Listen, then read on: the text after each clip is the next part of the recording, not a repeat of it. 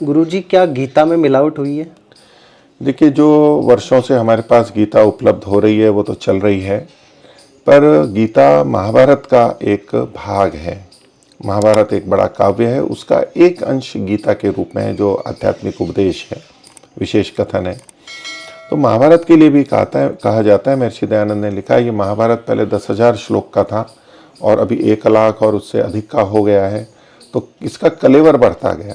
समाज में ये हमारे यहाँ परंपरा पड़ गई, गलत परंपरा, कि अपनी बात को कहने के लिए प्रसिद्ध ग्रंथ के अंदर कुछ भी बातें दे देते हैं। तो रामायण महाभारत, ये भी महाभारत विशेष रूप से जो आप पूछ रहे हैं, और गीता, ये हमारे वैदिक परंपरा के हैं, ये महर्षि वेदव्यास के द्वारा रचे गए हैं। लेकिन इसमें बहुत से लोगों ने अपने बातें उसमें मिला दी हैं।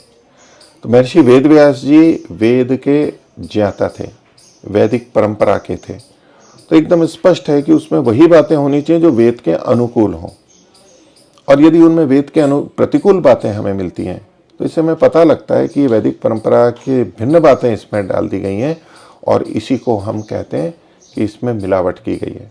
जैसे कि वेद कहता है कि परमात्मा का जन्म नहीं होता, वो शरीर में नहीं आता, अवतार नहीं लेता, लेकिन यहाँ यदि किन्हीं को परमात्मा का अवतार कहा जाए तो ये गलत होगा। हाँ, गीता में बहुत अच्छा है, बहुत आध्यात्मिक संदेश है, उसमें कोई दो राय नहीं है। बहुत सारी बातें, अधिकांश बातें वैदिक धर्म के अनुकूल हैं, ऋषियों के अनुकूल हैं, वेद व्यास जी के अनुकूल हैं। लेकिन हाँ, कुछ बातें जो हमें वेद विरुद्ध दिखती हैं, तो इससे हम कह सकते हैं कि इसमें मिलावट है। ओम।